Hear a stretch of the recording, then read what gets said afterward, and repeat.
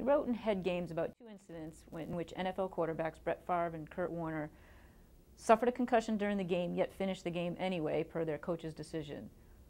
Who makes the decision? Is it the coach? Is it the trainer? Is it the team doctor? And who should make the decision? Today, medical professionals are the only ones making the decision, and that hasn't always been the case. So if you do have a team with multiple medical staff, your most senior person or your expert should be making that decision. Athletic trainers are incredibly well trained on this issue and often better than a lot of doctors. But historically, we've been letting coaches make that decision.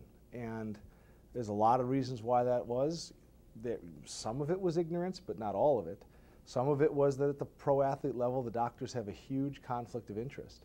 And a lot of them like being the team doctor. And if they hold the star quarterback out in the fourth quarter, they would be fired. And the fact that there haven't been doctors fired every season out of the NFL means that they've been doing what the coaches have asked, even if it was against their better judgment. And there's overwhelming evidence of that, and I know this from friends of mine that have played in the NFL.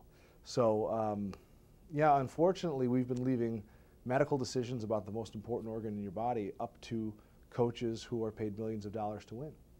Now, you mentioned team doctors. How do team doctors, who frequently, as you revealed in your book, pay for the right to be the team doctor, how do they contribute to the concussion problem?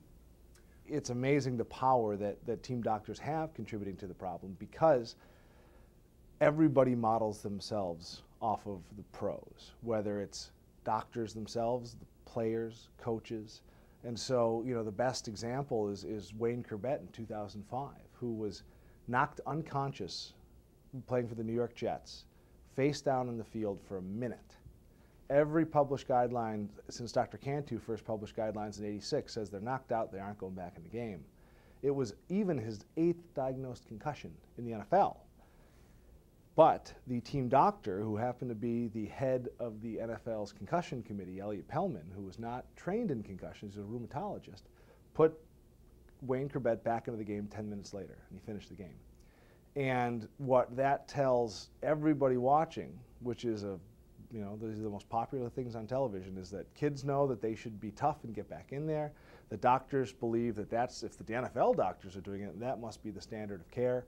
And therefore, they were kind of complicit in perpetuating this myth that you recover from a concussion if you wake up from being knocked unconscious, when that, you could look at various points in time where that shouldn't have been based on the literature. It goes pretty far back. We've probably known this for a long time.